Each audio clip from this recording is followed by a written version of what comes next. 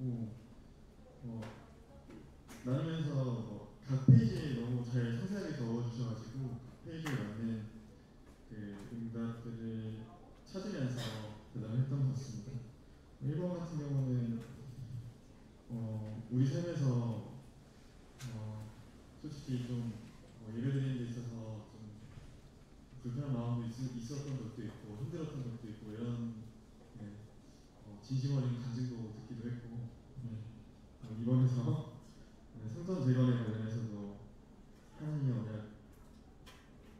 언약이라는 것을 앞에 페이지를 통해서 관계성에 대해서 한 번 더 이야기해 보기로 했습니다. 그리고 첫 번에서도 하나님의 주권적인 명령과 약속과 또 인간의 순종과 행함을 따라서 함께 하나님께서 이루어 가신다는 것도 나누었고요.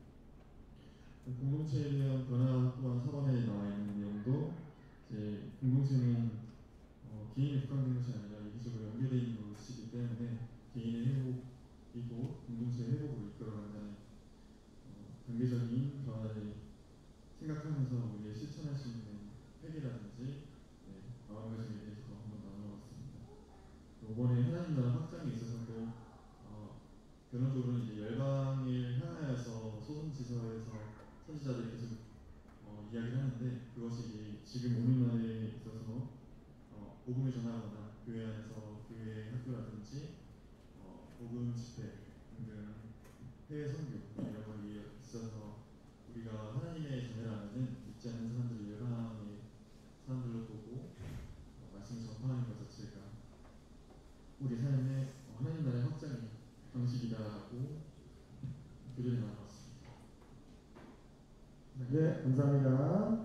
네, 박수 한번 주세요. 네, 2조는 네, 주행님이 저희는 어떤 교제를 했냐면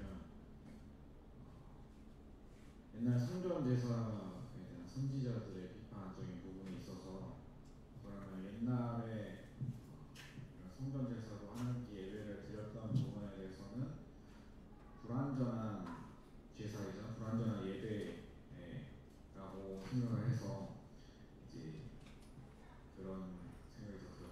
그럼 지금 우리가 드리고 있는 예배는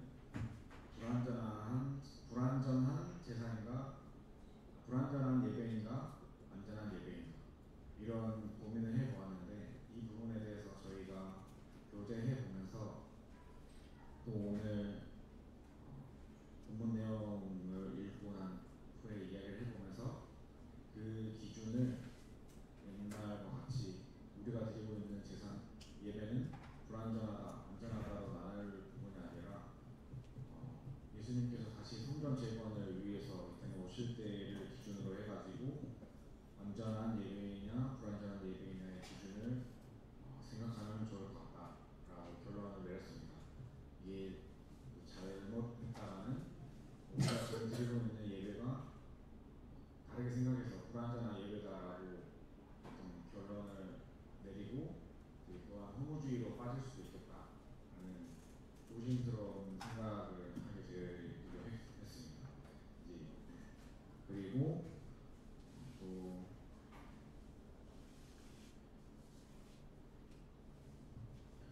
하나님의 역할과 인간의 순종이 어떻게 조화를 이루는지에 대해서 규제를 하면서 인간이 하나님께 순종하지 않을 경우에 하나님의 일을 함에 있어서 그렇다면 하나님께서는 다른 인간을 사용하신다 라는 교제를 하기도 했고요.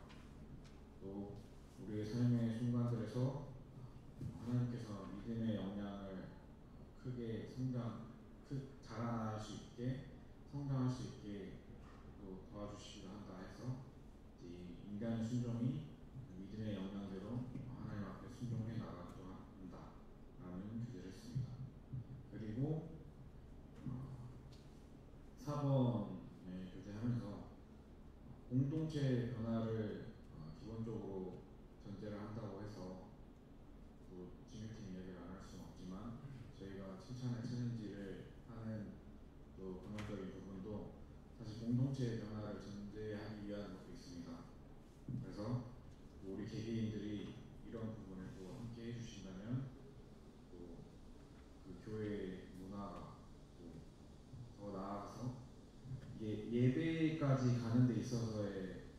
그러한 작은 문화들이 기초가 될 수 있다라고 교재를 나눴습니다. 이상입니다. 네, 감사합니다. 3조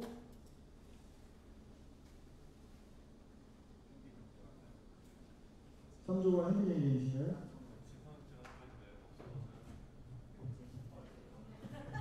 아,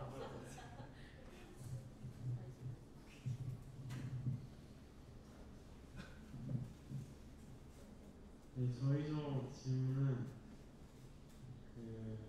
하나님께서 성전을 다시 지어주심으로 예배 회복을 직접 눈으로 보여주셨는데 지금 현대 사회에서는 어떻게 예배 회복을 눈으로 보여주시는지가 저희의 질문이었습니다.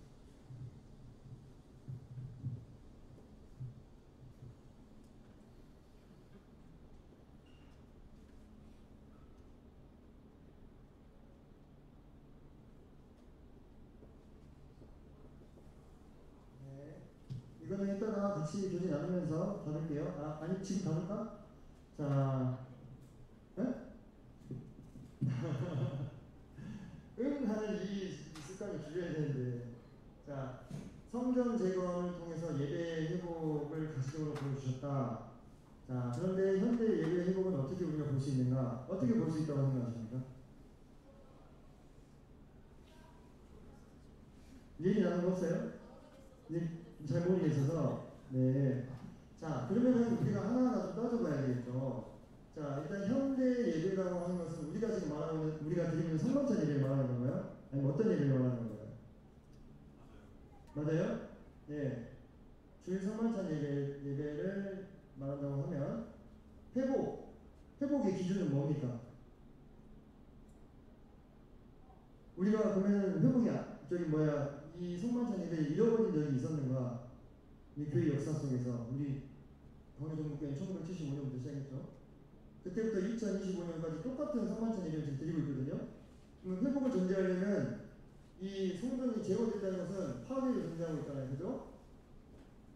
맞잖아요. BC 586년에 바벨론 유수. 이때 바벨론 군대가 제1성전을 솔로몬 성전을 다 부숴버렸죠. 그러니까 제공이 된 거잖아요. 그러면 우리 현대 예배 회복을 원하자면 우리 현대 예배가 파괴된 적이 언제였냐? 있었나? 있지 않았죠? 있지 않았습니다. 물론 지금 출제자의 의도가 뭔지 내가 알겠는데 그거는 의도가 잘 모르겠어. 그것을 우리가 정량적인 것은 아예 불가능할 것이고 정성적으로라도 우리가 가늠할 수 있는가? 우리의 예배가 바닥을 치고 회복되지 못했던 시절이 언제였냐라고 정의할 수 있겠는가? 3조는 이 시절을 정의했을 때 우리가 회복된 예배에 대해서 논할 수 있을 거 아니에요. 그렇지 않습니까? 이거 다시 이따가 또 얘기할게요. 그래서 이 부분은 질문의 전제가 조금 좀 고려가 좀 돼야 되지 않을까 하는 생각이 좀 듭니다. 네. 자, 4조. 우리 3조기도 우리 진성이기도 박수 한번 주세요.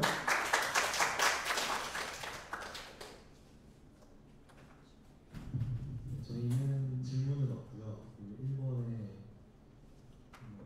1번 질문에 대한 답으로 거칠애적인 모습, 선데이 크리스찬 같은 얘기도 했고, 진심이 담기지 않은 예배의 모습도 얘기를 했고, 또 예배에서의 나의 모습과 삶에서의 모습의 괴리감 이런 부분에 대해서도 얘기를 했습니다. 그래서 아무 선지자 시대 때 모습과 이 현 시대를 살아가는 사람들의 이런 예배와 삶의 사이에서의 문제점은 똑같이 적용이 되는 것 같다고 얘기를 했고요. 이번 질문에 대한 답으로는 어떤 분은 이제 회복을 약속하시고 또 회복을 실제로 시키기 위해서 재건을 하도록 하셨다 이런 분도 있었고, 또 성전을 파괴하고 다시 재건을 함으로써 이스라엘 백성들이 하나님께 의지하고 돌아오도록 하기 위해서 이런 의견도 있었습니다. 3번은 뒤에 있는 말이 잘 나와 있는데 성전을 재건하시도록 허락하시는 주체는 하나님이시지만 그 안에서 백성들의 순종과 헌신이 없다면 그 성전의 재건은 이루어질 수 없다. 이거를 적용해서 말하면 사람들의 이 마음의 회복의 주체는 하나님이시지만 그 회복 가운데에서도 사람들의 순종과 헌신이 있어야 된다라는 얘기를 했고요. 4번 질문에 대해서 얘기를 좀 많이 했는데 교회 공동체가 변화되기 위해서 우리는 청년부 시간에 전도 활동으로 다음에 한번 버스킹도 좋지만 청년부에서 다 같이 이제 노인 센터나 아니면 아동 센터나 이런 데를 가서 전도를 하기 위한 목적 자체보다도 그리스도인의 사랑과 마음을 전할 수 있는 이런 공동체적인 모습을 보여주면 우리에게도 다시 그게 공복이가 되지 않을까 이런 얘기도 했었습니다. 이상입니다. 네, 감사합니다. 네, 아유, 애쓰셨습니다. 여러분들, 먼저 제가 매번 원고를 좀 길게 드리는데 읽느라 수고 많으셨습니다. 자기 자신에게 박수. 고생하셨어요. 근데 저는 그런 생각을 좀 해봐요. 여러분들 이제 물론 대부분 대학을 다니신 걸로 알고 있는데 대학교에서 교수님이 참고 논문, 소논문 하나 읽으라고 해도 이 정도 되죠? 분량이 그죠? 그 소논문 한 개만 읽으십니까? 아니죠? 많이 읽으시죠? 그죠? 네. 그래서 뭐 학술 논문으로 나오라든지 선도 논문 뭐 이렇게 나온 것들 읽으시는 걸 보면 과하진 않다 이렇게 생각을 개인적으로 이제 하기 때문에 과감하게 좀 더 드리는 부분도 있고 충분히 여러분이 읽으시고 읽으면 또 소화할 수 있기 때문이라고 생각을 했습니다. 그래서 자꾸 그 기준을 낮추지 마세요. 자꾸 기준을 상향 하셔야 돼요. 그러다 보면은 한 80% 정도 가요. 그죠? 자꾸 기준을 낮추고 타협하게 되면 결국 나중에 이제 안 되더라고요. 그래서 이제 경험적으로 이게 뭐 100% 맞거나 법칙은 아니겠지만 항상 어려운 길을 택하는 게 더 결과가 좋더라 그런 생각도 좀 해보게 돼서 같이 좀 해봤습니다. 여러분한테 써오라고 하지 않았잖아요, 그죠? 네, 그러니까 애쓰셨고 오늘 이제 같이 아까 얘기 나눠준 것도 중간중간에 좀 얘기를 할 것 같은데 먼저 성전이라는 이 단어를 들으시면 여러분의 마음에 어떤 마음이 드세요?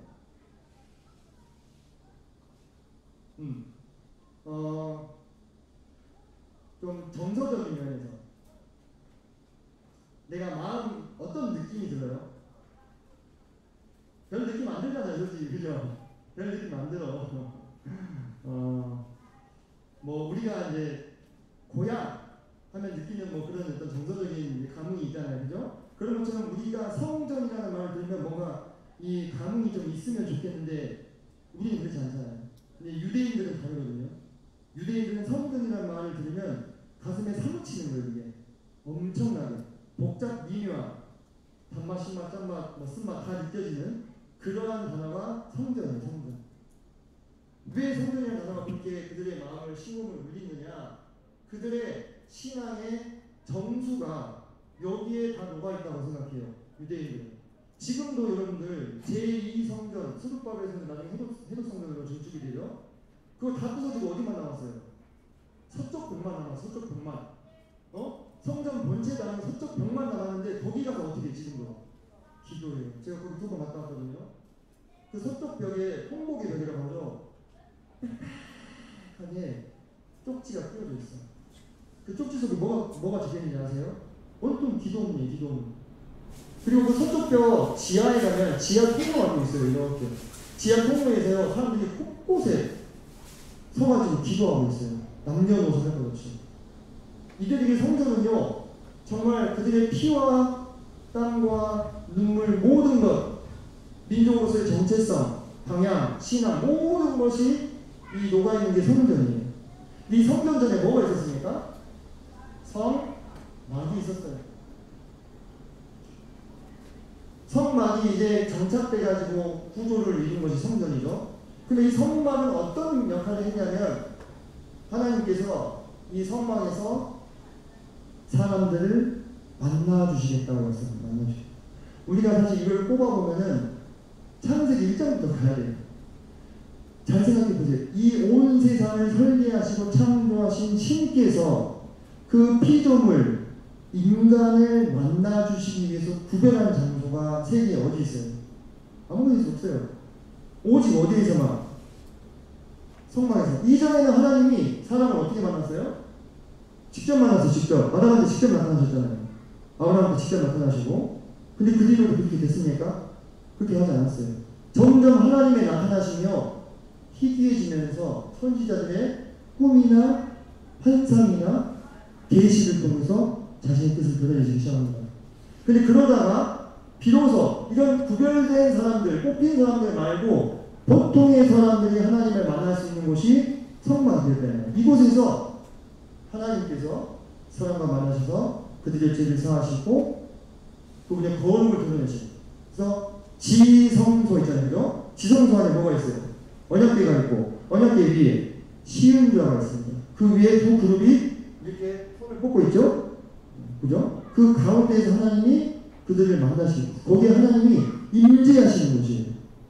그래서 이 성막이 봉헌될 때 이곳에 하나님의 영광이 풍성하게 충만하게 나타나므로 모세가 능히 일어서서 섬길 수 없었어요. 솔로몬 성전도 마찬가지고. 다시 말해서 이 성전이라고 하는 것은요, 그 앞에 성막 있죠? 하나님께서 사람과 만나는 유일한 장소예요. 이 세상에서. 그래서 지성소는 더 most holy place잖아요. 그죠? 이 세상 전체에서 가장 거룩한 곳, 그곳이 성전이라는 것입니다.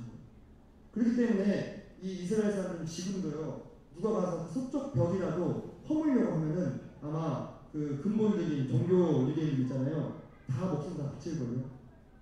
그 정도로 이 사람들은 이것에 대해서 영혼이 엄청나게 큽니다. 그런데 하나님께서 성막을 지으시고 성전을 짓게 하신 목적은 뭐였어요? 이 자체가 우상화되는 것이었습니까? 그렇지 않았습니다. 성전 자체가 우상화되는 것을 바라신 것이 아니에요. 하나님은 이 성전에서 하나님과 사람이 만나면, 자꾸 만나면 어떻게 돼요? 어떻게 돼요? 자꾸 만나면 친해지고 단계되죠? 금목자하기라 했잖아요. 그죠? 친해지고 단계돼. 그래서 사람이 하나님을 닮기를 원했어요. 특별히 어떤 사람들이? 유대인들이, 이스라엘 사람들이. 왜? 이스라엘은 제사장 나라로 부르심을 받았잖아요. 온 세상에 하나님이 어떤 분인지를 드러내야 되는 그런 민족이었단 말이에요. 그래서 이 사람이 계속 성막을 왕래하면서 하나님을 만나서 하나님을 닮아서 하나님이 어떤 분인지를 온 세상에 알려주는 제사장 나라의 어떤 하나님을 받으셨던 거예요. 근데 그 이스라엘이 어떻게 했어요? 하나님을 자꾸 만나는데 하나님을 안 닮아. 그리고 온갖 불의와 불법을 저지르고, 우리가 사회 정의와 공의에 다 이미 다뤘어요. 그죠? 그러면서 자기들에게 뭐가 있다는 거예요? 성전이 있다는 거예요. 우리에게 성전이 있으니까 하나님 우리를 지켜주실 거야. 우리에게 성전이 있으니까 하나님 우리와 함께 하셔. 온갖 불의와 불법을 다 저지르면서 그냥 성전에 가서 그냥 제사 한번 드리고 그 예식에 맞춰가지고, 그 율법의 예식에 맞춰서. 남자가 왜 망했느냐? 하나님 안 섬겨서 망한 거 아닙니다. 혼합시 나가는 거예요. 그죠? 적당히 자기 생각대로 하나님 섬기고, 여기서 우리에 맞춰가지고 제사를 지내고 돌아와서 똑같이 그냥 자기가 평상시에 하던 대로 그대로 해버리는 거예요. 그랬을 때 하나님께서 이 성전을 어떻게 하셨습니까? 스스로 허무신 것입니다. 우리가 에스겔에서 전에 한번 했었죠. 그때 보신 분도 있을 텐데, 에스겔로 10장인가 11장에 지금 정확히 하면 10장 정도인 것 같은데, 하나님의 영광이 성전을 떠나서 동정으로 나가시는 것을 한번 볼 수 있을 거예요. 하나님이 자신이 거하기로 하셨던 이 성전, 그리고 찾아가겠습니다만 솔로몬이 성전 봉헌식을 할 때 하나님께 정말 대제사장 같은 기도를 드리잖아요. 그죠? 이 성전에 대해서 어떻게 기도해요? 이스라엘 백성들이 잘못했을 때 이 성전을 향하여 기도하면 들으시고 사해 주십시오. 외국인이 쳐들어와가지고 우리가 봉변에 처하면 이 성전을 향해서 기도하면 들어주십시오. 성전이 모든 신앙과 그들의 삶의 중심이었어요. 아마 이스라엘 사람들이 이때 성전을 지키려고 하면 사람들이 다 성전 둘러싸가지고 죽더라도 거기서 죽었을 거예요. 실제 그렇게 했고. 근데 그렇게 이게 우상화되어 버리자 하나님께서 이 성전을 바벨론 사람을 보내셔가지고 완전히 무너뜨려 버리신 거예요. 이 성전이 있는 곳에는 절대 하나님이 내주하시고 절대 우리가 망하지 않는다. 이 신앙이 쉬운 신앙입니다. 이게 언제 정리되냐면 히스기야 때 정리됐어요. 히스기야 때 외국에서 아수리에서 쳐들어왔는데, 그죠? 그 감당할 수 없는 병력이었어요. 근데 하룻밤만에 하나님이 천사가 와가지고 어떻게 해요? 다 죽여버리잖아요, 그죠? 그때부터 이스라엘 백성이 마음과는 철석같이 있는 거야. 아, 하나님께서 거하신다고 하는 성전은 절대 난공불락이 요새구나 이렇게 생각한 거예요. 우리 마음 가운데 여러분들 혹시 이런 우상화된 성전이 있는지 점검해 보세요. 내가 정말 하나님과 1대1로 개인적으로 만나가지고 그분과의 교제와 나눔을 통해서 닮은 하나님, 내가 알게 된 나의 하나님, 이것이 아니라 다른 어떤 것이 내게 우상이 되어 있다면, 예를 들면 내가 교회 앞에 보살을 하고 있다, 내가 모이기를 힘쓰다, 내가 뭐 헌금을 많이 한다, 친구들보다 뭐 다 훌륭한 것입니다. 다 좋은 것이에요. 근데 이런 것들이 내 마음 안에 목록이 되어가지고 이러니 하나님이 나를 지켜주실 거야, 이래서 하나님이 나를 복 주실 거야, 이렇게 생각하고 있다면요, 이 성전과 다른 게 뭐냐 이거예요. 그게 내가 정말로 하나님을 1대1로 만나가지고 그분과 말씀을 통해서 교제하고 배우고 내 삶 속에서 변화가 일어나고 그분을 체험하고 이런 것들이, 그런 것들이 중심이 되지 않고 다른 외적인 것들, 나쁘다는 건 아닙니다, 그죠? 당연히 해야 되는 것입니다. 이런 것들이 내 마음 안에 무슨 밭처럼 다 마음을 놓게 만드는 우상이 되어 있다면 이들과 똑같은 일을 하는 하나님께서 버리고 있어요. 그들이 얼마나 통곡했겠습니까? 바벨론으로 끌려가는 게 문제가 아니라 그들의 신앙과 정체성의 중심이었던 성전이 허물어지게 됐을 때 그들이 얼마나 통곡하면서 그 바벨론으로 가는 수천 킬로미터를 걸어갔겠어요. 그죠? 그때 이스라엘 백성들은 다 하나님의 우리를 버리셨다고 생각했어요. 실제로 버리셨죠? 하나님이 그 성전을 떠나셨잖아요. 그죠? 근데 그때 마지막에 이 이스라엘 사람들은 정말 말로도 할 수 없는 잘못들을 저지르고 있었다는 거예요.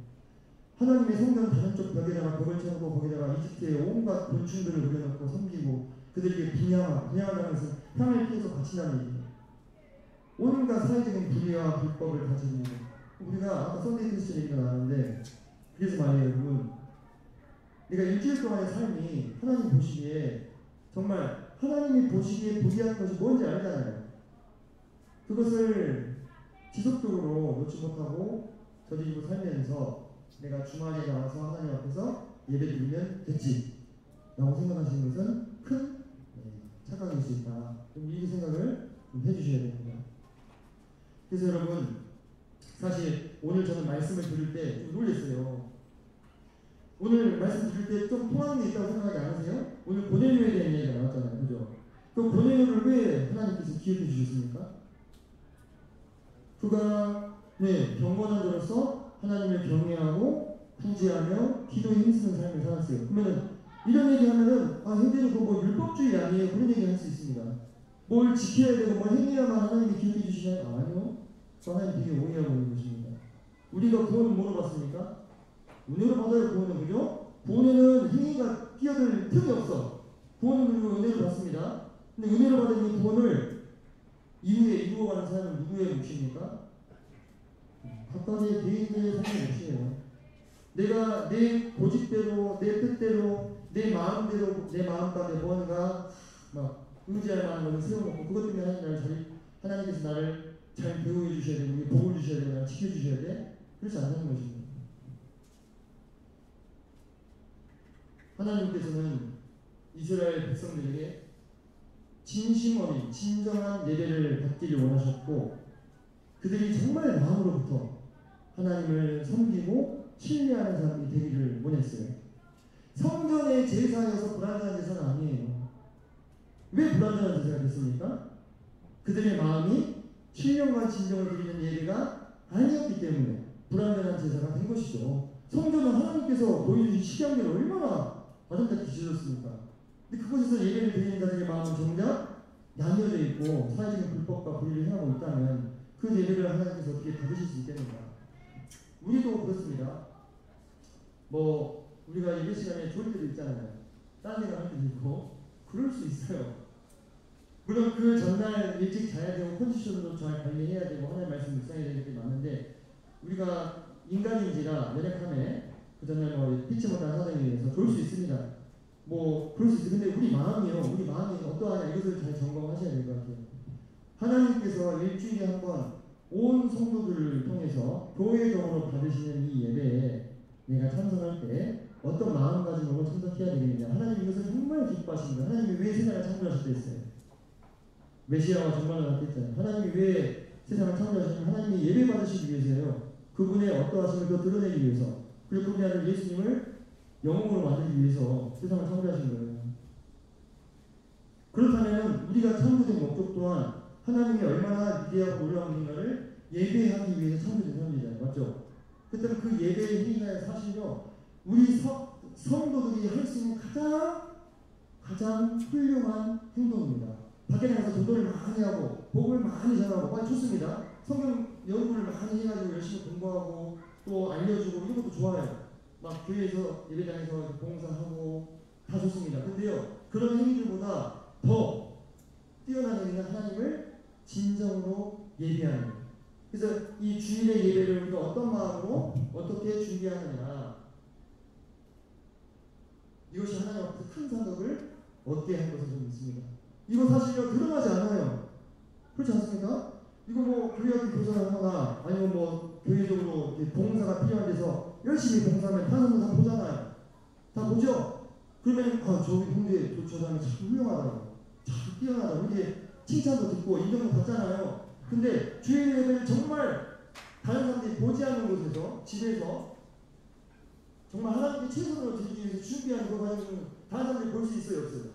못 보는 것입니다. 더군다나 장애인들은 입술을 열 수도 없잖아요. 절대 아무도 확인할 수 없는 이 영역에서의 일인데 사실은 더 크고 중요한 일이에요. 이것을 여러분이 기억하시고 주일 예배를 준비하는데 여러분 힘쓰신다면 이거는 우리가 그 나라에 들어가게 되었을 때 하나님께 큰 상급을 얻게 하는 거예요. 자 여러분 잘 생각해 보세요. 그런 경우가 많아요. 옛날 황제나 그 황제나 위대한 왕들을 보면 그 왕의 벗들이 있단 말이에요. 벗들이. 그러면은 그 황제가 총리하는 사람이 자기랑 친하고 말이 잘 통하는 사람이에요. 아주 능력 있는 사람이에요. 아주 능력 있는 사람이 데려가잖아요. 그래서 잘나요.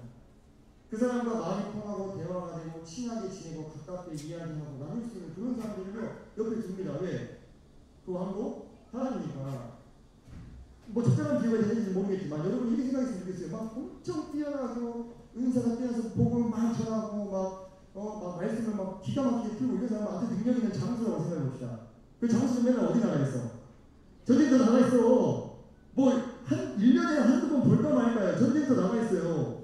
그 사람보다 맨날 항상 옆에서 말동무 해주고 같이 술도 마셔주고 같이 가족도 둬주고 한 어떤 이 친구가 있잖아요. 심적으로 어떻게 될까요? 더 가깝게 느껴지는 이거는 인지상정이에요. 그렇지 않습니까? 여러분들 막 교회 일 뭐 한다고 물론 훌륭한 거 좋은 것인데요. 그거 한다고 주님과의 1대1 교제와 예배를 위한 준비를 소홀히 하신다면요. 그 사람은요 사실 다른 데 가서 힘을 있는 거예요. 진짜 더 중요한 게 뭐냐. 주님이 받아서 기뻐하신 것이 뭐냐. 주님이 능력이 없어서 일을 못하고 계시는 것인가. 아까 이 얘기도 나왔는데 주님이 A라는 사람을 쓰시다가 A가 저울에 달아가지고 안 될 것 같으면 누구를 준비하세요? B를 준비하십니다. 이거 토사구팽이랑 좀 다른 겁니다. 하나님이 쓰시다가 버리는 게 아니에요. 쓰시다가 안 되겠으니까 너 쉬어라 이렇게 하는 거예요. 모세한테 어떻게 했어요? 하나님께 들어가지 말고 쉬어라 했잖아요. 그게 토사구팽 한 거예요? 사냥 끝났다고 사냥께서 삶은 겁니까? 아니죠. 모세한테 못 이었어요. 이 사람이 더 이상 안 돼. 건강상의 문제든 또는 지혜의 문제든 사람이 전성기라는 게 있잖아요. 그죠? 신체적인 능력이 있기 때문에 내려와. 다른 사람을 쓰셔서 그 일을 하십니다. 하나님한테 항상 대안이 있어요. 하나님 앞에서 막 능력 발휘한다고 막 은사 발휘한다고 물론 젊었을 때는 이렇게 많이 해야 되지만 그거 못지않게 주님과의 일대일 깊은 교제 가운데 그분과 함께 나누는 교제와 아까 저는 아까 형제님 말씀 장훈님 말씀 주셨는데 너무 오늘 내가 해야 될 얘기들이 많이 하시더라고. 그 기도 가운데 찬양도 있고 감사도 있고 도고도 있고 중보도 있고 그죠? 예배도 있고 그게 다 결국은 기도라는 게 그게 결국은 예배예요.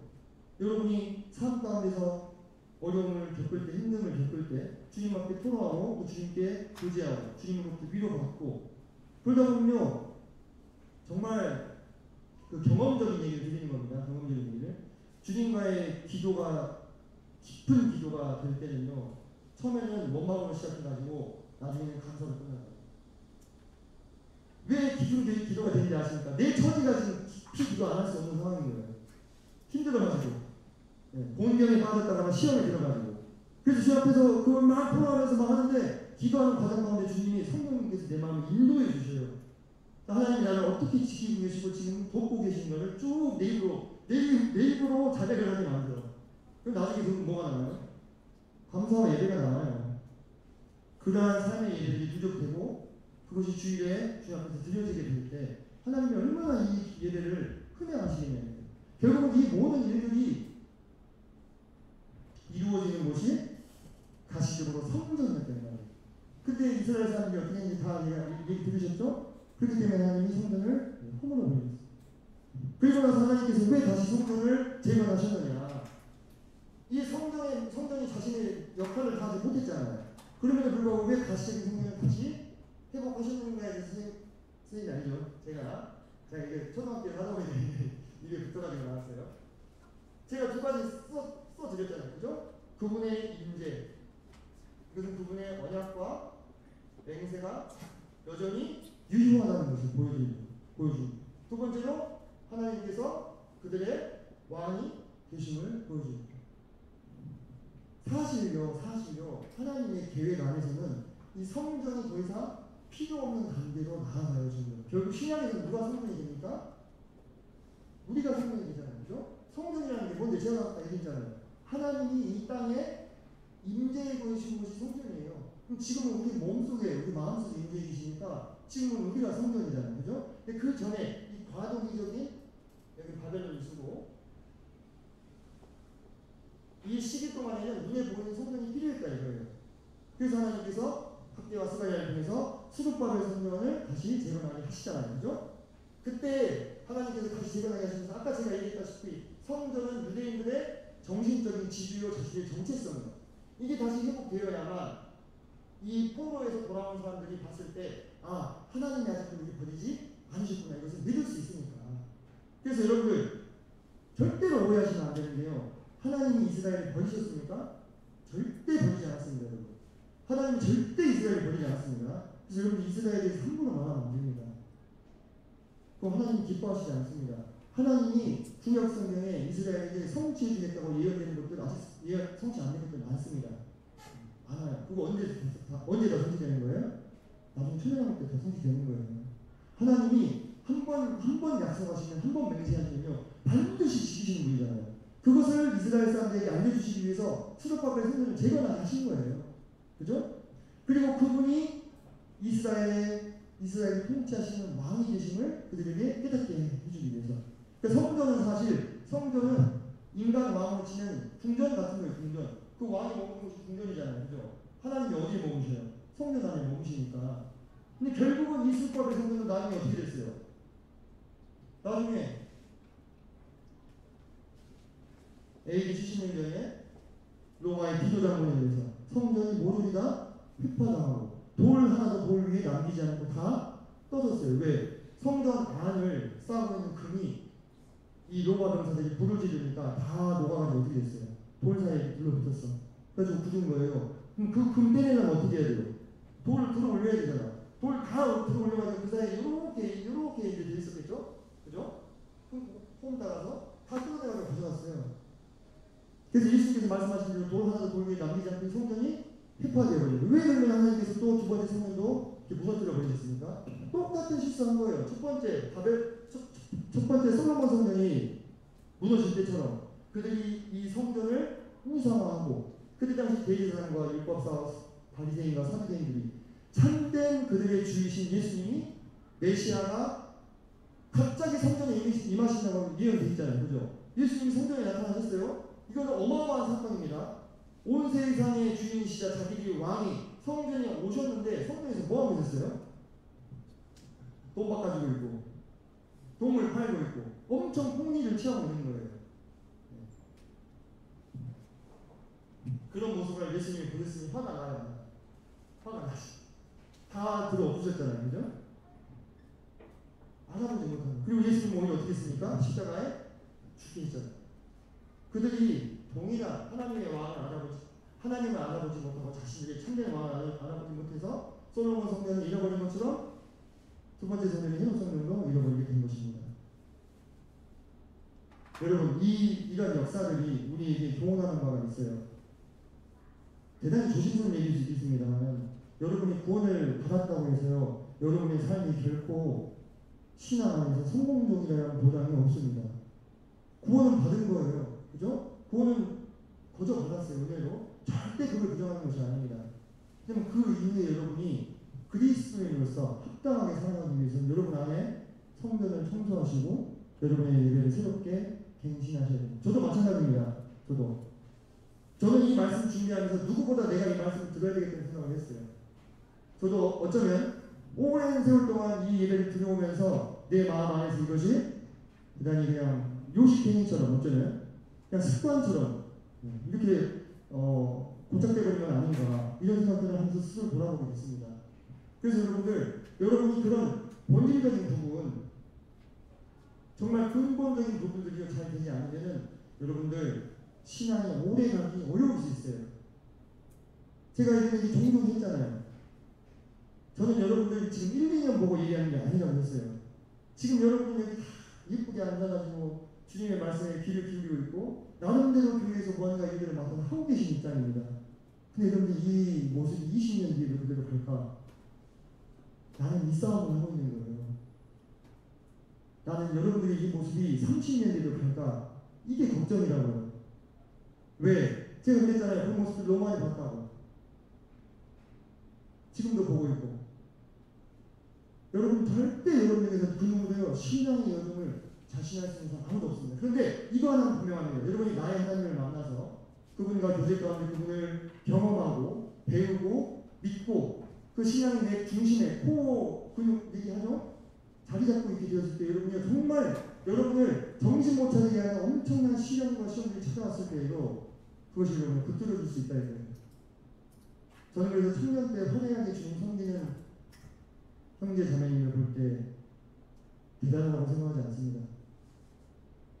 그 마라톤을 완주할 때가 대단한 거예요. 완주할 때. 물론 여러분들 칭찬합니다. 여러분들 존중하고 인정합니다. 하지만 여러분들 그 길을 지금 모습처럼 20년 뒤에도 갈 수 있겠느냐. 20년 뒤에 몇 살이에요? 정영들이? 48. 그때도 이 모습이면 참 괜찮을 것 같아요. 나랑 같이 가볍게 합시다. 나도 20년 뒤에는 내가 62이거든요. 그때? 20년 뒤에. 근데 나는요, 여러분들, 종종 여러분들 그런 얘기 하지만 정말 그걸 원해요. 정말 그래서 여러분들 1, 2년을 생각하고 이 얘기를 한 게 아니에요. 여러분들 언젠가 틀림없이요. 여러분들 절대로 인생에 그냥 평탄하게 가는 인생은 없다고. 한 번은, 두 번은 진짜 배가 뒤집어질 것 같은 리스크가 와요. 그때 니네가 어떻게 할 거냐, 이게 여러분의 신앙의 현주소를 말해주는 거예요. 여러분의 신앙의 어떤 그 내공을 보여주는 거라고. 그때 팍 뒤집어져가지고 교회 떠나고 하나님을 떠나고 물론 나중에 불 가운데 구원을 받겠지. 이게 뭐냐고 그게. 보다 그렇게 하기 위해서 이 젊음을 불살라냐 이거예요. 너무 안타깝잖아요. 교회도 한번 보내고 교회에서 1시간 많이 보냈는데 한 40 중반쯤에 확 뒤집어지면 얼마나 안타깝냐고. 그러지 말아야죠. 그죠? 끝까지 갑옷을 벗는 그 순간까지 이 경주를 완주하기 위해서 여러분들 그래서 여러분들 마음과 계속 말씀을 제가 뿌리는 거예요. 제가 마지막에 그런 얘기 써놨잖아요. 그죠? 절대 여러분 스스로 자신하지 마세요. 저도 그래요. 저도. 여러분들이 말씀으로 제대로 서 있지 않으면요 지금 여러분들이 하고 있는 모든 일들은요 사람이 신기루처럼 떠나갈 수 있습니다. 그래서 여러분들 정말로 오늘 우리 주제가 성경과 예배니까 여러분의 삶 안에서 주님을 예배하는 삶, 주님으로 기뻐하는 삶, 주님과 교제하는 삶. 여러분이 이 성경 말씀이 그냥 책에 적혀있는 문자가 아니라 정말 살아서 여러분의 삶 가운데서 역사한 여러분의 의지를 꺾고 여러분의 삶을 인도하는 그런 경험을 하지 못한다면 여러분이 향후에 여러분의 장래를 자신할 수 없다. 그런 얘기를 좀 드리고 싶어요. 자, 이제 마지막으로 한 회복질만 얘기하고 마무리하겠습니다. 자, 우리는 지금 성전이 없는 시대를 살고 있습니다. 하지만 여러분들 뭐 종종 뭐 들어보셨겠지만 이건 버려야 되거든요. 자신의 쓰임을 다하고 이렇게 종말을 맞이하는 이 마크 얼마나 멋지냐고. 그러잖아. 안 나와 이제. 안 나올 때까지 닫아줬어. 그리고 마지막에 딱 마치고 얼마나 멋지냐고. 이게요, 우리 학교에 가면요, 이렇게 쓰임받지 못하고요, 세건데, 이 바구니에 담겨가지고 이 찬장에 들어가 있는 게 엄청 많아요. 그거 이제 좀 시간 되면 굳어져서 어떻게 돼? 못 써, 버려야 돼. 얼마나 비참하냐고. 그에 비하면 얘는 얼마나 진짜 존경스러운 거예요. 이런 사람이 돼야 돼요. 이런 사람이. 그랬잖아요, 제가. 그죠? 우리가 정막 집어내고 벗을 거라고. 여러분가 20년만 지나가고. 당뇨 생기고, 고혈압 생기고, 통풍 생기고. 다 와. 내가 그러니까 지금 내가 내 살이 빠지고 있는데, 지금. 그래서 여러분, 뭔 얘기 하는지. 여러분, 재산성전 이야기 많이 들었죠? 그죠? 그리고 지금 뭐 이스라엘이 재산성전과 관련된 기념, 레위인 집합까지 다 이 혈통 추적해가지고 다 훈련하고 있다고 하고, 그죠? 엄청 이스라엘 사람들이 지쳐갑니다. 결국은 이거 제거될 거예요. 우리가 성경의 예언들 이 조사해 보면은 성전이 제거될 수밖에 없어요. 왜? 성전 안에다가 적그리스도가 다 우상을 세워야 돼요. 그러면 성전이 있어야 되잖아요, 그죠? 그 전에 우리는 갑니다. 그러면 여러분들 이 제3성전이 세워지고 나서 여기에 적그리스도가 자신의 보좌를 높이고 이방신 사단을 말하죠. 사단을 섬기고 자신의 우상을 세우면서 이스라엘 사람들이 이 사람이 메시아가 아니구나 깨닫게 되잖아요. 그죠? 이 성전이 세워지고 나서 그 이후에 여호와의 날이 임하고 주님이 재림하셔가지고 이 성전을 새롭게 리빌딩을 하죠. 그 설교가 성경에 나와 있어요. 어디 나와 있어요? 에스겔에 나오잖아요. 에스겔에서 40장부터 48장까지 보면은 하나님께서 성전을 리빌딩 하실 계획이 나와 있어요. 이미 나와 있어요. 하나님께 하실 거예요. 그죠? 그러면 왜 하나님께서는 이 성전이 첫 번째도 그렇고 두 번째도 그렇고 제 기능을 다하지 못했는데 마지막까지 성전을 또 회복시키시고자 하느냐? 그리고 왜 하나님께서 예배를 받으시고자 하느냐? 이때 이 회복된 이 성전은 이제 천년왕국 안으로 들어가서 회복된 성전입니다. 이 성전에서 온 세상의 이방인들이 다 모여가지고 하나님을 찬송하고 예배할 것에 대해서 소선지서 곳곳에서 예언이 되어 있습니다. 제가 써드렸죠? 그죠? 써드린 거는 얘기 안 할게요. 이미 읽으셨으니까 나중에 보세요. 그 예언된 우리가 말씀들을 이렇게 들어보면 정말로 놀랍습니다. 정말로 아름답습니다. 이때 여러분들 세계 곳곳에서 하나님을 찾아와서 하나님을 찬양하고 경배할 것입니다. 이들을 이끄는 리더가 누구예요? 메시아, 우리의 왕, 우리의 소망. 우리는 그분의 신부로서 이미 변화된 부활의 몸을 입고 이 세상 가운데 거하게 된 거예요. 그리고 하나님과 함께 온 세상을 나누어서 통치하게 될 것입니다. 이 모든 것들이 꿈만 같은 이야기죠.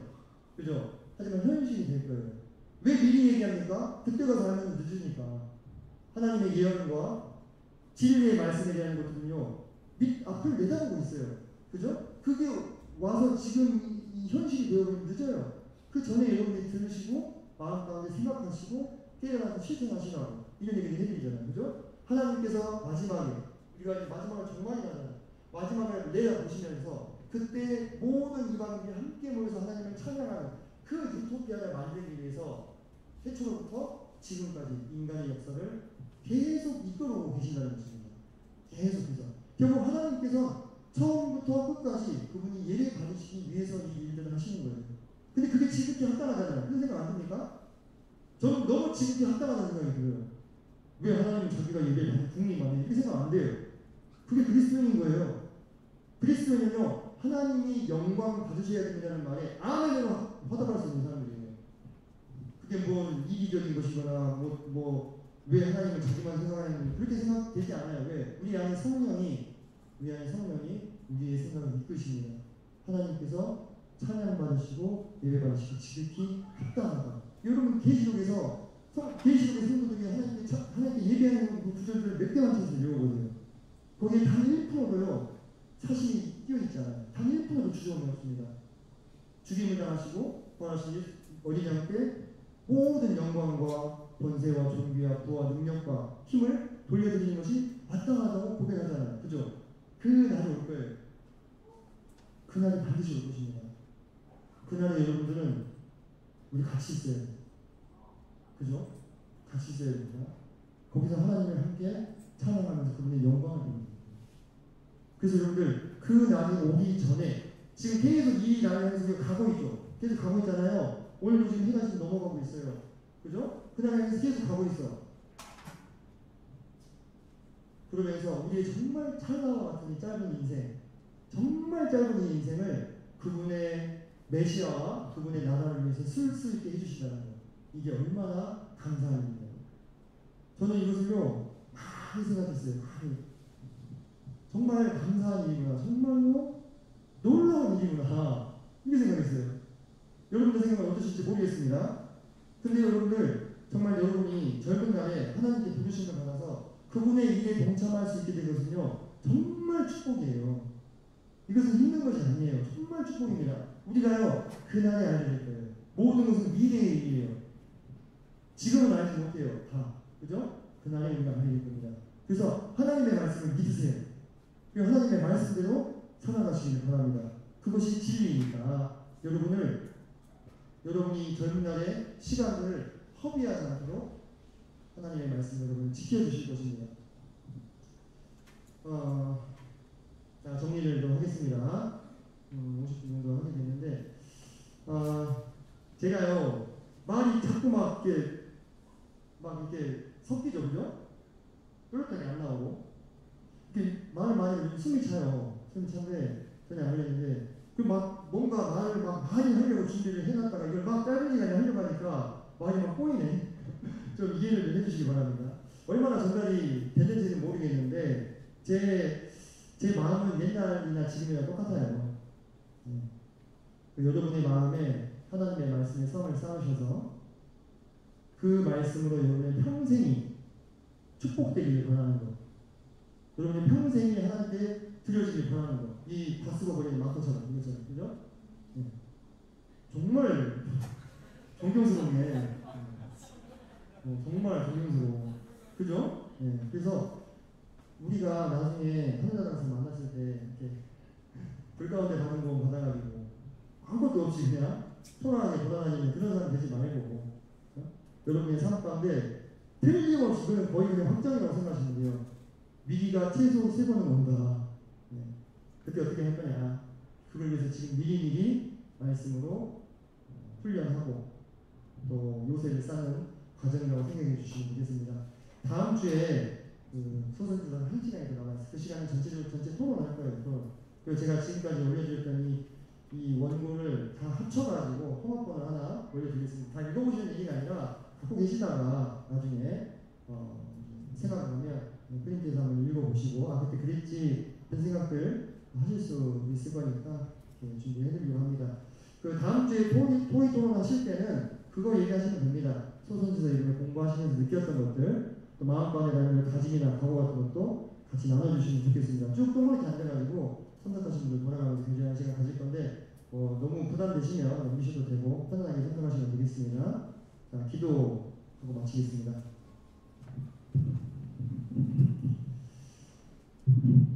아버지 하나님, 우리 이곳에 모인 청년들 주님께서 한 사람 한 사람 다 하시는 줄 믿습니다. 이제 인생을 주님께 축복해 주시고 이제 삶 가운데서 하나님의 말씀이 살아있는 말씀이 되어서 그 말씀을 체험되고 이들의 길과 의지를 이끌고 하나님께서 기뻐하시는 결정과 선택들을 분별할 수 있는 힘과 지혜를 주시기 시작하는 일도 합니다.